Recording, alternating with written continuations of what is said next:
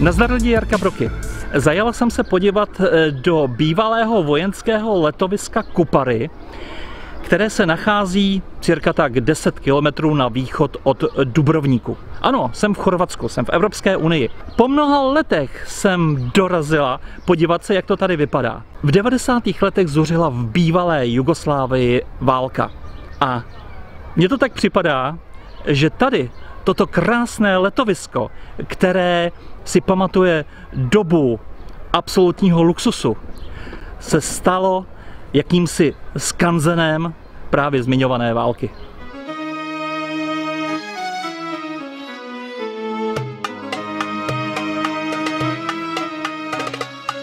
No a já si můžu říct, že jsem pamětnice, neboť jsem se byla v roce 1978 se svojí mámou, dědou a ségrou na dovolený. My teda nebyli ubytovaní v hotelu, my byli ubytovaní přes silnici v kempu.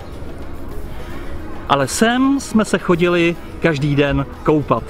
A to bylo opravdu perfektní.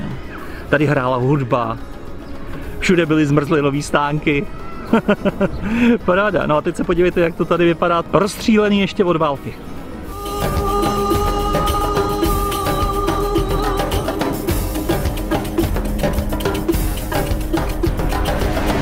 Tam ten hotel se nazýval Pellegrin, jo? A za tím hotelem měl rezidenci maršál Tito. Maršál Tito byl v době, kdy jsem zde byla já, v roce 1978, již řadu let prezidentem Socialistické federativní republiky Jugoslávie. A jelikož byl i vrchní velitel ozbrojených sil, nebylo tedy divu, že si toto letovisko sahající historií až do 20. let, vlastně konce první světové války, oblíbil. Tudíž vše po druhé světové válce připadlo armádě. Zmiňoval jsem 20. léta. Víte, kdo stavěl tyhle staré budovy? No, nikdo jiný než Češi. Ona to byla taková pomoc Jugoslávii po první světové válce, spíše takové žehlení si dobrých vztahů. Například můj praděda byl stavbyvedoucí a ve stejném duchu se podílel na stavbě první jugoslávské banky v Bělehradě.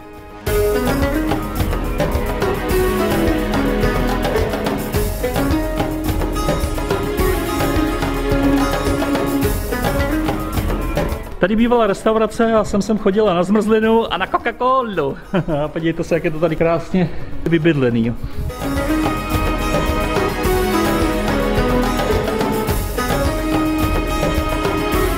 Celé to bylo vojenské, ano.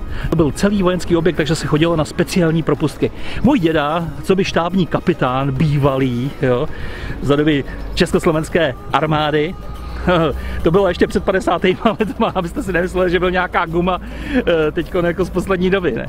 Tak můj děda, starý vojenský vysloužilec, sloužil i v Dalmácii. To znamená, že on tady měl spoustu známých, jo? Takže to bylo Gaspadin Jelínek, Toníčku, jo, vidíme se. Tak to bylo dobrý. No a díky tomu jsme se právě dostali tady do toho vojenského kempu a do tohoto celého objektu, jinak by nás vůbec nenapadlo sem zajet. A můžu říct, že to byl teda absolutní luxus. Sem jsme chodili na zmrzlinu. Tak to si teď tady asi nedám.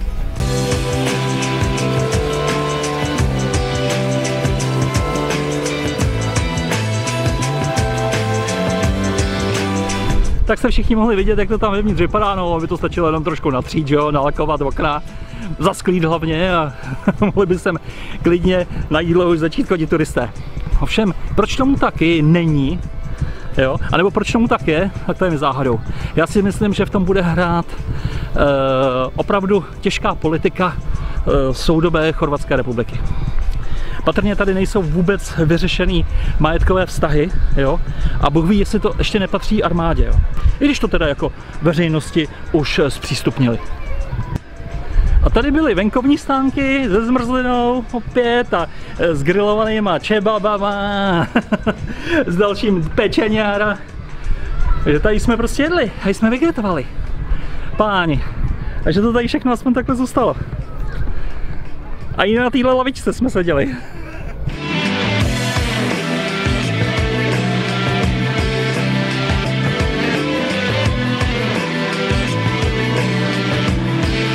Hotel Pellegrin s přilehlým hotelovým komplexem byl vybudován později. Dokončen byl v roce 1963 a to již pouze za přispění samotných Jugoslávců od architekta až po posledního stavebního dělníka. Původně měl sloužit pouze pro elitu národa, vládní návštěvy a vedení jugoslávské armády. Byla to právě ona, která financovala tento megalomanský projekt jako ukázku moderní architektury Jugoslávie. V době ekonomického uvolnění 80. let minulého století začal též sloužit bohatým turistům ze západní Evropy. Hotel Pellegrin měl kapacitu 419 lůžek a sloužil prakticky nepřetržitě až do vypuknutí chorvatské války za nezávislost během obléhání Dubrovníku. Od této doby je opuštěn a chátrá.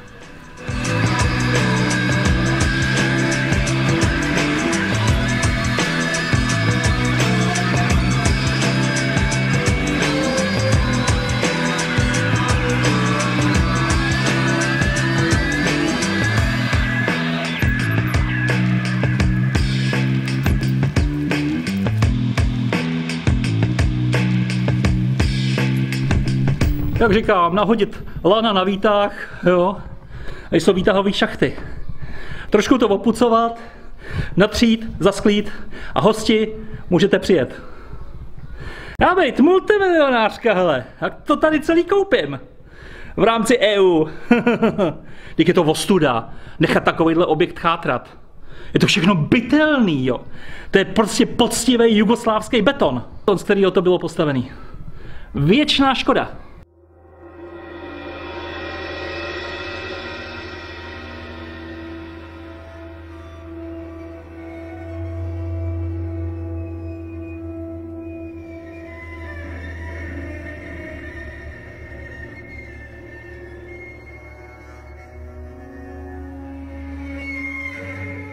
Tady byla dřív hotelová jídelna.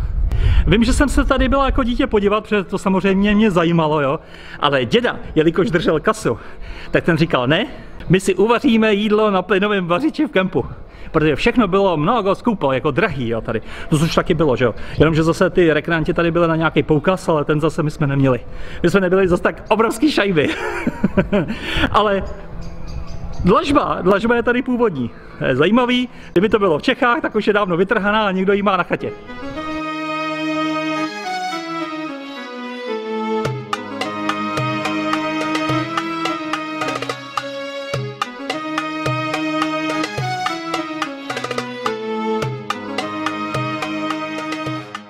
Tohle bývala hotelová kuchyně, takzvaná varna. Jak na vojně, varna. Tady se vařily delikatesy. Dali byste si tady teď něco? Já možná jo. Výtah na jídlo. Tam se svážely pokrmy dolů na venkovní terasu.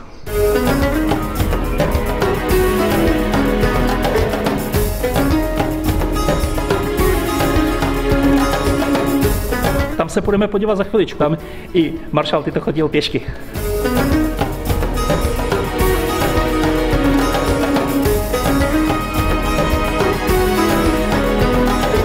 Musela to být paráda sledovat číšníky ve fracích, kmitajíc sem a tam z podnosy vybraných lahůdek, servírovaných na stříbře. To jsou takový ty restaurační lítací dveře, jako, co se otvírají sem tam. Hele.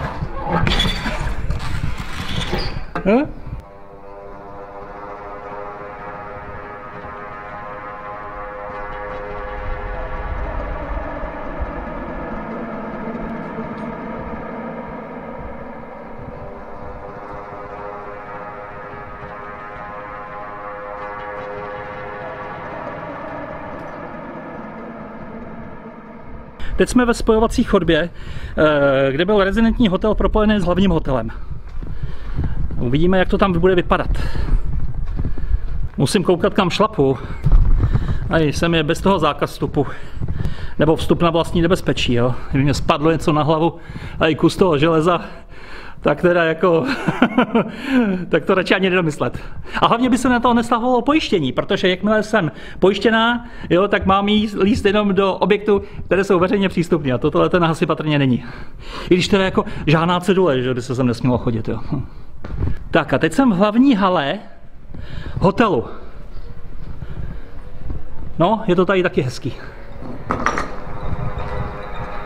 Tady bývala recepce pro hotelový hosty.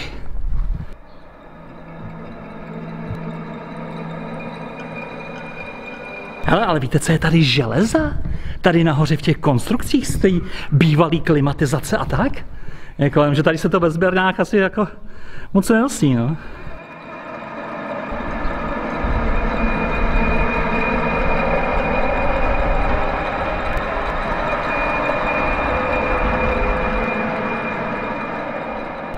Jo, tohle to byla vstupní hala z recepcí.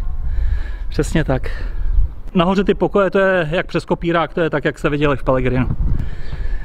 Myslím si, že to, co tady bylo zajímavé a co se dalo ukrást, tak si je dávno ukradený. No ale řeknu vám story, kterou jsem tady zažil v 90. letech, nebo respektive přes silnici, když se šlo do kempu, jsem se vůbec nesmělo a já jsem začala do Chorvatska jezdit hned po válce. To znamená, že to tady bylo všechno zaminovaný. Jo? A navíc tady byli vojáci, protože ten kemp byl za Totáče vojenský kemp a oni tam měli vojenskou základnu, to já samozřejmě nevěděla. Že jo? Porušila jsem zákaz vjezdu a vyjela jsem tam a ujela jsem asi cirka 50 metrů.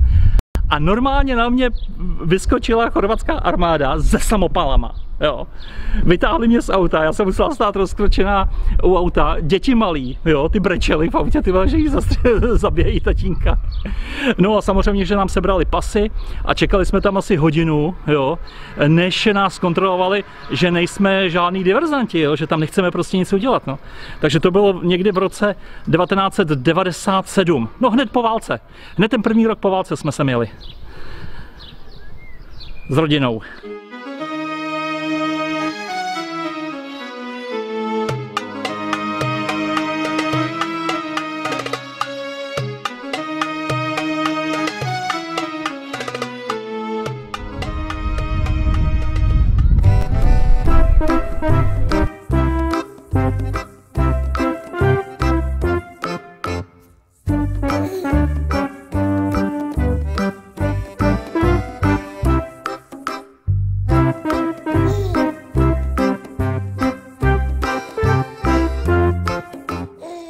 Tyhle betonové terásky si tady taky pamatuju, jo? Ty už jsou tady taky dlouho. Ty už tady byly před těma 40 lety. Tady jsme se taky opalovali, já jsem navíc tady z těch kamenů chytala ryby. Jednou jsem chytla rybu a ona vypadala taková divná, jo? Jako s ostnama. Jo? Normálně děda byl u toho, takže děda, že ji zabije. No a jediný, co ho napadlo, tak vzít botu. Majznul tu rybu, ale ta ryba nežila ty ostny a zasekla se dědovi do gumové podrážky, jo, boty. No a jak jsme jí páčili ven, tak mě navíc ještě píchla do prstu, že mě tekla krev. No a to nám potom v kempu řekli, že tyhle ty ryby jsou jedovatý, ale že mám štěstí, že tohle to zrovna není. Ale vůbec nechápu, jak se jmenovalo. Oni tomu říkali babka, že to je babka. Jo, ale jestli se to takhle oficiálně nemenuje, si myslím, že to byl nějaký slangový jugoslávský název. No. Je to tady zachovaný.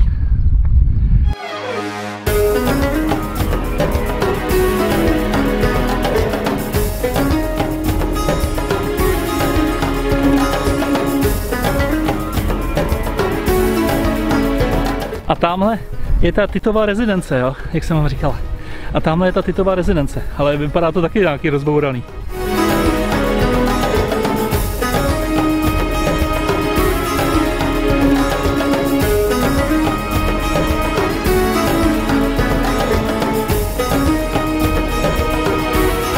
Zákaz vstupu, zákaz natáčení, vojenský objekt.